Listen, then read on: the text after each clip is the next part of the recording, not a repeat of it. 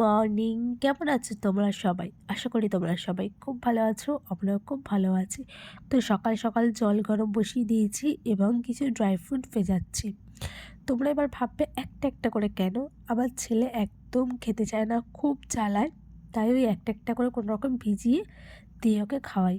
তো আমি brush trash করে ছেলেকে চান করিয়ে তারপর ওকে রেডি করে দিয়েছিলাম। আর এদিকে আমাদের ঢঙ্গি দেখো, শাড়ি পরে কী ঢং দেখাচ্ছে। তো ওদের পাঠিয়েছিলাম পুজো দিতে। তো আমাদের পাশের বাড়িতে সরস্বতী পুজো হচ্ছে, আর সকাল সকাল ব্রাহ্মণ চলে আসবে, ওই জন্য সকাল সকাল উঠিয়ে চান করে দিয়েছি। এই যে ও অঞ্জলি দিয়ে চলেও এসেছে, আর ওর বন্ধু ওর সাথে এসেছে। এবার ওকে বলছি আসো কটা ফটো তুলি। তো ওই শুনেই যে ও আসছে, তার আগে কিন্তু একটু বকেওছি, তার আগে কিছুতেই ফটো তুলতে চাইছিল না। তো এই যে সে এবার মহারাজ দাঁড়িয়েছে, এবার কটা ফটো তুলে নিই। সরস্বতী পুজো তুমি উপোস করেছো? কিছু খাওনি এখনো? প্রসাদ খেয়েছো অঞ্জলি দিয়ে। আর তুই কি করছিস? করছিস কি? তারপর তো ফটো টটো তুলে ওকে খাইয়ে দাইয়ে কোনো রকমের সকালটা গেল। বিকেলবেলা আমরা বেরিয়েছিলাম মেলাতে, কাঞ্চন উৎসবে। তো এই যে আমি যাচ্ছি, আমার ছেলে, আমার বোন আর তার মেয়ে।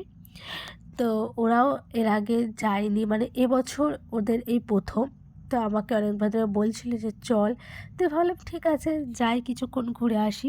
আর আজকে খুব ভালো সময় এসেছি, তখন সন্ধ্যা আরতি হচ্ছিল। আমরা একটু দাঁড়িয়ে দেখছিলাম সন্ধ্যা আরতি, আর এখানে লাইটিংগুলো এত সুন্দর লাগছিল, দারুণ লাগছিল দেখতে। আর চারপাশে অনেক মানুষ দাঁড়িয়ে সন্ধ্যা আরতি দেখছিল। এরপরে যেদিন মেলা ঠেলা শেষ হয়ে যাক, তারপরে একদিন সময় করে এসে তারপরে সন্ধ্যা আরতি দেখবো, তোমাদেরকেও দেখাবো। আর এখানে দেখো, এই দেখো কত লোকজন সব দাঁড়িয়ে আছে। আর এখানে কত ফুল গাছ রয়েছে জানো।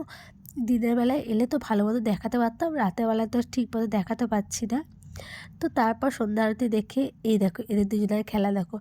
আজকে সেরকম যে ঘোরাঘুরি করেছি তার ভিডিও আর করিনি, তার কারণ হচ্ছে এর আগের ব্লগে তোমাদের সাথে শেয়ার করেছি।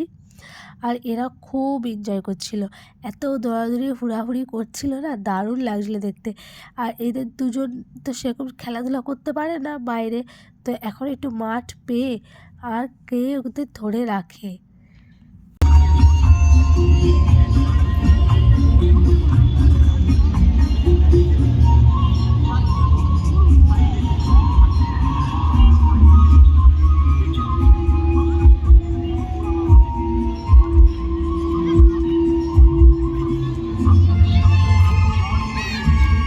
আর এটা হচ্ছে আমার সামনের বাড়ির, যে আমি বোন বলি না, তো সে তারা যে প্রোগ্রাম আছে তার বর রয়েছিল। তো তার বর আবার দুটো ছানাকে আবার এই যে বেলুন কিনে দিয়েছে। তো এরা দুজন তো মাঠে বেলুন নিয়ে ঘুরছিল, আর আমি বলছি যে মেলা শুরুতেই বেলুন কিনে দিয়েছো, সারাটা মেলা কী করে ঘুরবো। তো আমরা তাড়াতাড়ি বাড়িও চলে যাব, যেহেতু আমি আর আমার বোন এসেছি, তো বেশি রাত করব না। তো এটা হচ্ছে পরের দিন হচ্ছে আমার শ্বশুরবাড়িতে ভিজে খাওয়ার নেমন্তন্ন ছিল, মানে আমার বোনের নেমন্তন্ন ছিল, আমার তো ওখানে আজকে এমনিতেও যেতাম। তো আমরা সবাই এই যে বেরিয়ে গেছি, বেরোতে বেরোতে 11:30 বেজে গেছিলো। তো তারপর আমার ছেলেকে মিষ্টি দোকানে নিয়ে গেছিলাম রসমালাই খাওয়াতে। আমার ছেলে অনেক দিন ধরেই বলছিল যে রসমালাই খাবো মা। আর এখানে দেখো এই মিষ্টিটা আমার ভীষণ ভালো লেগেছে, তো তার জন্য একটু নিয়ে নিয়েছি মিষ্টিটা। আর আমি কোন দোকানে এসেছি না, এই যে বর্ধমানে ফেমাস সৌদামণি মিষ্টান্ন ভাণ্ডারে। তো তারপর ওকে মিষ্টি খাওয়ানোর পর আমার টোটোতে চেপে পড়েছি, এবার যাচ্ছি আমার শ্বশুরবাড়িতে। তো এই যে শ্বশুরবাড়িতে চলেও এসেছি। তো শ্বশুরবাড়িতে এসে আর আমার ঘরে পুজো হয়েছে, মানে সরস্বতী পুজো দিয়েছে আমার শাশুড়িরা। তো এই যে আমার ঘরেই এসে মায়ের দর্শন করে নিলাম, তোমরা একটু করে নিও। তারপরে খানিকক্ষণ বসার পর আমরা খেতে বসে পড়লাম। এই গোটা সেদ্ধটা দারুণ লাগে খেতে, আর তার সাথে অনেক কিছু ছিল, চচ্চড়ি, তারপরে বাঁধাকপি, পালং শাক, মাছ, চাটনি, অনেক কিছু ছিল।